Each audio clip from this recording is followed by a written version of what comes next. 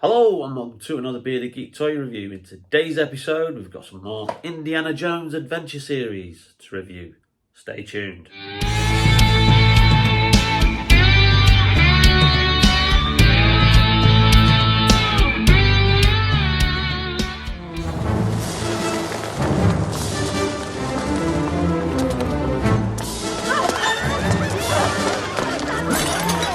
Welcome back to the channel, and in today's video we've got another Indiana Jones Adventure Series figure to review. This one is Kazim, the leader of the Brotherhood of the Cruciform Sword from Indiana Jones and the Last Crusade. This was an online exclusive. It wasn't part of any of the waves, which is really bizarre considering Wave 3, which is where this Indy is from, was predominantly Last Crusade based. So yeah, he was a Target and Amazon exclusive in the US along with Walter Donovan. Again, another strange, bizarre decision to put the main villain of that movie not in the Last Crusade wave and then stick a couple of random Dial of Destiny figures in Wave 3. They really should have done a wave for each movie. It would have been a lot easier. Yeah, and so that was the US, and then obviously the rest of the world, it was an online exclusive. Not that these figures have ever hit stores at any time whatsoever. Like I said, bar two figures that I randomly saw in my local Forbidden Planet, I've not seen these anywhere, despite them being advertised as being in stores in like stuff like HMV and Game. But there you go. Standard packaging. It is still this lovely kind of like artwork with a 3D render of the figure. That embossed glossy Indiana Jones logo along with a glossy picture of the figure. On the side you've got the brilliant artwork there and that great scene in Venice where he confronts Kazim and basically asks, "Where's my father?" and obviously finds the whereabouts of where Indy's father is, and then that obviously leads to the Austria border. And then obviously you've got some detail on the back, along with what accessories it comes with. It comes with 3 guns in this instance. And then on the side you've got randomly the first wave of figures, Rene Belloc, Indiana Jones, Salah, Marion Ravenwood and Tolt, because obviously this was released very early on after Wave 1, so they didn't have any details of other waves. Yeah, like I say, bizarre decision by Hasbro, but I think we've talked enough about the mismanagement and failures of this figure line and the fact that unfortunately it's probably done and dusted. I'd have got a special video of that, which you can find in the playlist in the link below in the description. But that's the packaging. Let's get the figure open and have a closer look.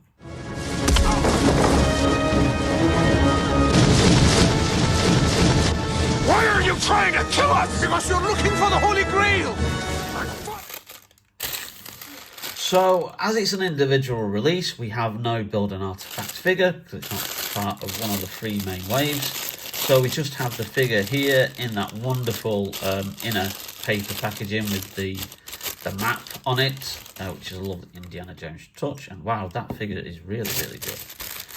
So we'll just put that to the side. And then in here we have the assorted guns, which bizarrely are taped at the top. So we'll sort that out in a minute. Let's have a look at the figure itself.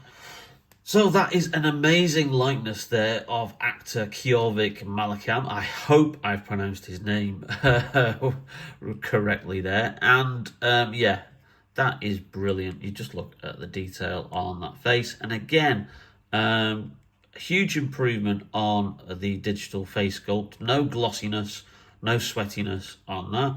That's not going to need any matte spray applying to it. They really seem to have improved the production of these figures recently. The detail, I mean, effectively, you know, we have joked that the Indiana Jones line is effectively just men in suits. Yeah, and it is to some extent, but this is just amazing. I mean, there's a wonkiness in some aspects to the pinstripes, but beyond that, yeah, just the detail on there is absolutely amazing. You know, I mean, most other companies might have, you know, skirted around that paint job and, you know, not even done the paint stripes and just done him in a dark kind of suit there.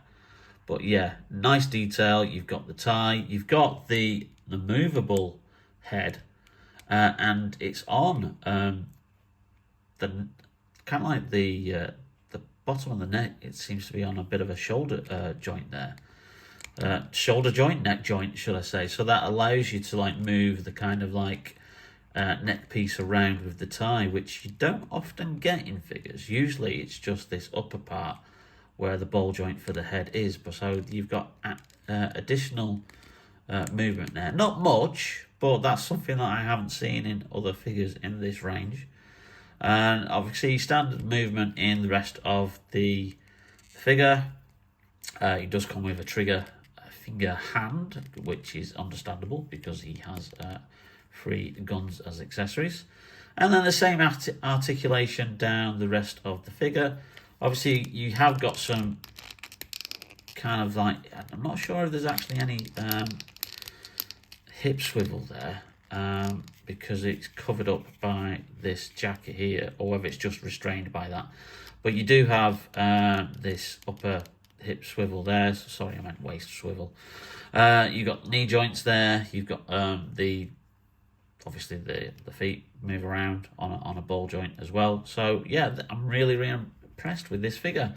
Let's have a look at the accessories.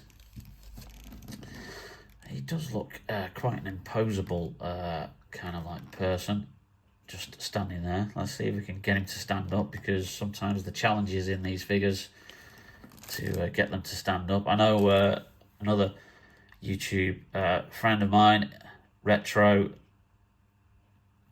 Toy Guy Sai, has had problems with getting some of these figures to stand up as well. Check out his channel. It's really good. He does a lot of stuff regarding old Corgi die-cast cars and Matchbox, which is really good. It's kind of like, you know, takes you down that real nostalgia like side, and die-cast figures as well. If you remember the metal die-cast figures from, like, you know, the military and the knights and stuff like that. He has some cracking videos on that kind of stuff. So check out his channel, the Retro Toy Guy Sai. Okay, so what we've got here is we have got a kind of like that's a machine gun. So this is the one that he has on the boat chase in Venice. We've got the pistol, which is a Luger, if I remember my pistols correctly. If I'm wrong, I'm sure somebody's going to correct me in the comments. Nice bit of paint detail on the handle there, and it's in gunmetal grey. So you've got your Luger pistol, which I think he brandishes in the catacombs when they're about to set the catacombs on fire, when Indiana and Alison Doody's character are in the catacombs doing the rubbing of the shield. And then he's got that rifle there, which he has at the end of his appearance in the film, which is just before the climatic tank battle.